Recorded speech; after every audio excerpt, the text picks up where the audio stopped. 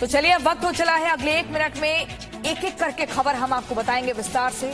सबसे पहले बता दें, कोरोना संकट के बीच दिल्ली में किस तरह से ऑक्सीजन कॉन्सेंट्रेटर की कालाबाजारी चल रही है। 1 मिनट में पूरी खबर। दिल्ली के खान मार्केट इलाके में बने एक रेस्टोरेंट में ऑक्सीजन कॉन्सेंट्रेटर के चोरी छिपे बेचे जाने का खुलासा हुआ है। इस कालाबाजारी में एक बड़े बिजनेसमैन का हाथ है, जिसके तार विदेशों तक फैले हैं। पुलिस की जांच में ये भी पता चला है कि 2 कंपनियां चीन से ऑक्सीजन कॉन्सेंट्रेटर लेकर भारत आई थीं। नवनीत कालरा नाम का व्यक्ति मैट्रिक्स कंपनी के साथ मिलकर ऑक्सीजन कॉन्सेंट्रेटर की कालाबाजारी कर रहा था। नवनीत कालरा को खान चाचा रेस्टोरेंट का मालिक बताया जा रहा है। वहीं मैट्रिक्स कंपनी के मालिक का नाम गगन दुग्गल बताया जा रहा है। ये अभी लंदन में है। दिल्ली पुलिस ने इस मामले में 4 लोगों को गिरफ्तार किया है। ये लोग 3 से 4 गुना अधिक कीमत पर ऑक्सीजन कॉन्सेंट्रेटर बेचते थे। पुलिस की जांच में ये भी पता चला है कि ऑक्सीजन की कालाबाजारी एक्सपेक्ट एवरीथिंग ऑनलाइन पोर्टल के जरिए की जा रही थी। इसके अलावा कालाबाजारी के लिए खान मार्केट गैंग ईमेल और व्हाट्सएप ग्रुप कॉन्सेंट पिकअप की मदद ली जा रही थी।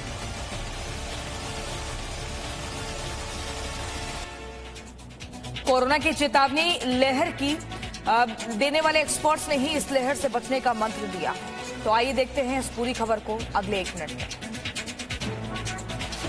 केंद्र सरकार के प्रधान वैज्ञानिक सलाहकार विजय राघवन ने कहा कि अगर सावधानी बरती जाए तो कोरोना वायरस की तीसरी लहर को आने से रोका जा सकता है। विजय राघवन ने कहा कि अगर सभी सावधानी बरती जाए और गाइडलाइंस का पालन किया जाए तो संभव है कि कुछ ही जगहों पर कोरोना की तीसरी लहर आए या फिर हो सकता है कहीं भी न आए। व्यक्तिगत स्तर से लेकर राष्ट्रीय स्तर तक अगर सावधानी बरती जाए और गाइडलाइंस का सख्ती से पालन किया जाए तो कोरोना की तीसरी लहर को आने से रोका जा सकता है। विजय राघवन ने कहा कि हालांकि ये सुनने और बोलने में मुश्किल जरूर लगता है, लेकिन ये संभव है। विजय राघवन ने कहा कि सावधानी बरतने को लेकर, सर्विलांस को लेकर, कंटेनमेंट टेस्टिंग और ट्रीटमेंट को लेकर गाइडलाइंस को फॉलो करने पर कोरोना को रोकना मुश्किल नहीं है। विजय राघवन ने कहा कि कोविड दुनिया भर में और भारत में अलग अलग जगह अलग अलग वक्त में पीक पर आया है और ये समझना जरूरी है कि कब और क्यों संक्रमण बढ़ता है। संक्रमण तब बढ़ता है जब कोरोना वायरस को मौका मिलता है। अगर वायरस को मौका नहीं मिलेगा तो वो संक्रमित भी नहीं कर पाएगा। कोरोना से ठीक होने के बाद भी मुसीबतें पीछा नहीं छोड़ती। फेफड़े खराब होने से लेकर हार्ट अटैक से बचना जरूरी है। अगले 1 मिनट में देखिए इस पूरी खबर को। भारत में कोरोना की दूसरी लहर ज्यादा खतरनाक बनकर उभरी है, जिसमें कोरोना वायरस 2 से 3 दिन में ही मरीजों के फेफड़ों को खराब कर रहा है और इसी वजह से मरीज दम तोड़ रहे हैं। अब ऐसे भी कुछ मामले सामने आए हैं जहां वायरस फेफड़ों के साथ दिल को भी नुकसान पहुंचा रहा है। डॉक्टरों के मुताबिक वायरस रक्त वाहिकाओं पर भी बुरा असर डाल रहा है, जो उनके अंदर सूजन पैदा करके खून के थक्के बना रहा है। इसी वजह से मरीजों को दिल का दौरा भी पड़ जाता है, जिससे कई मरीजों की मौत भी हुई है। इसीलिए कोरोना से ठीक होने के बाद कार्डियोलॉजिस्ट के संपर्क में रहने की सलाह दी जा रही है। डॉक्टरों के मुताबिक वायरस शरीर के अलग अलग अंगों को प्रभावित करता है। इसी प्रकार कोरोना से हृदय की मांसपेशियां भी कमजोर हो जाती है। ये दिल की धमनियों में खून के थक्के जमा देता है। इससे ब्लड प्रेशर में दिक्कत आने लगती है। कई मरीजों की धड़कन कम या ज्यादा तेजी से चलने लगती है। इससे हार्ट अटैक का खतरा बढ़ जाता है। संक्रमित होने के 5वें से 6ठे दिन मरीजों में ये समस्या देखी गई है।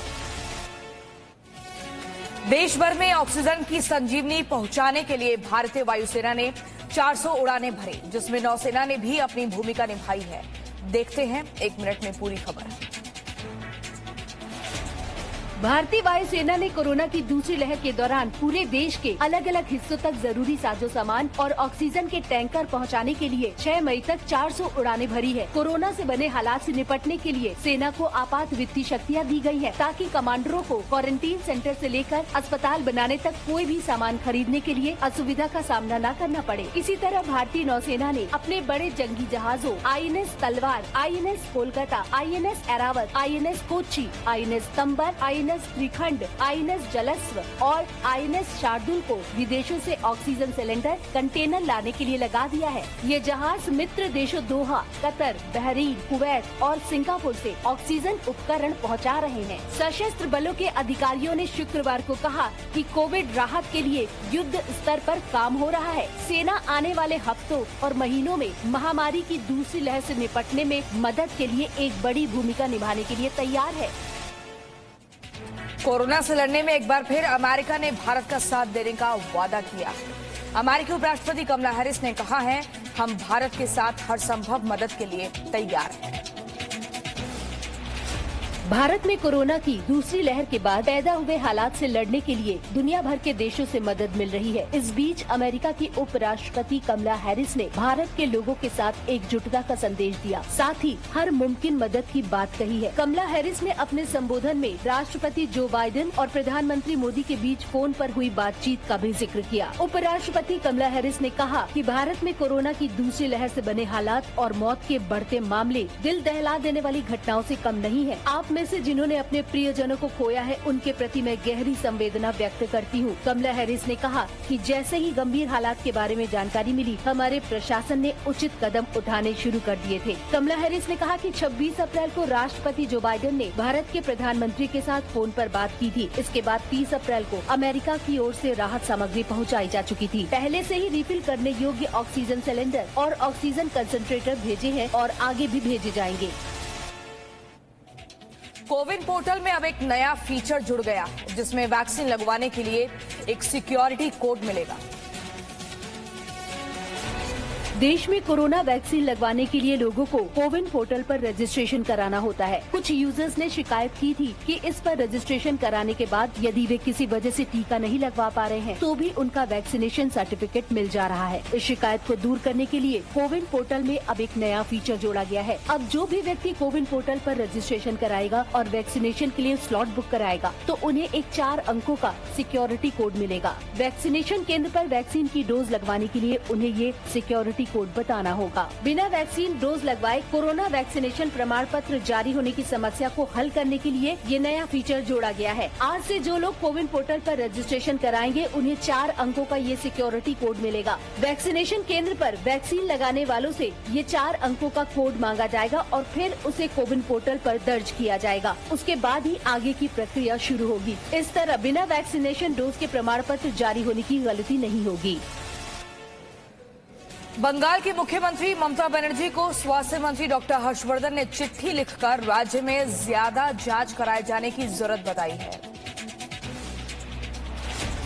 कोरोना मामले बढ़ने के साथ ही केंद्रीय स्वास्थ्य मंत्री डॉक्टर हर्षवर्धन ने पश्चिम बंगाल की मुख्यमंत्री ममता बनर्जी को चिट्ठी लिखी है, जिसमें बंगाल के भीतर स्वास्थ्य ढांचे में मजबूती लाने की बात कही है। डॉक्टर हर्षवर्धन ने पश्चिम बंगाल के कई जिलों में संक्रमण दर 40% से ज्यादा होने के मुद्दे को उठाते हुए अधिक जांच किए जाने की अपील की है। डॉक्टर हर्षवर्धन ने कहा, मोदी सरकार कोविड-19 महामारी के खिलाफ लड़ाई में पश्चिम बंगाल की मदद करने के लिए प्रतिबद्ध है। शुक्रवार को ही पश्चिम बंगाल की मुख्यमंत्री ममता बनर्जी ने प्रधानमंत्री को पत्र लिखकर कोविड-19 के उपचार के लिए ऑक्सीजन की आपूर्ति बढ़ाने का अनुरोध किया था। ममता के मुताबिक भारत सरकार ने पिछले 10 दिनों के दौरान पश्चिम बंगाल के कुल उत्पादन में से दूसरे राज्यों के लिए मेडिकल ऑक्सीजन का आवंटन 230 मीट्रिक टन से 360 मीट्रिक टन तक बढ़ाया है। हमारे लिए प्रतिदिन 308 टन रखा गया है, जबकि राज्य की जरूरत 550 टन की है। पश्चिम बंगाल में कोरोना के नए मामले तेजी से बढ़ रहे हैं। कोरोना महामारी पर केंद्र सरकार की नीति पर कांग्रेस ने सवाल उठाए हैं। देखिए, कोरोना महामारी पर मोदी सरकार की नीति पर कांग्रेस ने सवाल उठाए हैं। कोरोना पर कांग्रेस अध्यक्ष सोनिया गांधी ने कांग्रेस संसदीय दल की बैठक बुलाई। बैठक में सोनिया गांधी ने आरोप लगाया कि पहले से चेतावनी के बावजूद सरकार ने कोरोना की दूसरी लहर को लेकर कोई तैयारी नहीं की। सोनिया गांधी ने कोरोना के मुद्दे पर प्रधानमंत्री मोदी से सर्वदलीय बैठक बुलाने की मांग भी की है। वहीं वायनाड से कांग्रेस सांसद राहुल गांधी ने भी प्रधानमंत्री नरेंद्र मोदी को एक चिट्ठी लिखी है, जिसमें कहा है, देश में बढ़ते संक्रमण के कारण दुनिया के लिए भारत खतरा बन गया है, जिसका हरियाणा के स्वास्थ्य मंत्री अनिल विज ने जवाब दिया। पिछले लॉकडाउन का वो लगातार विरोध करते रहे और इस बार वो बार बार लॉकडाउन की पैरवी कर रहे हैं। तो पहले वो घर बैठ के सोच लें कि वो करना क्या चाहते हैं। झारखंड के मुख्यमंत्री हेमंत सोरेन ने ट्वीट कर प्रधानमंत्री पर सवाल उठाया। इसके बाद उन्हें सोशल मीडिया पर कई जवाब भी मिल गए।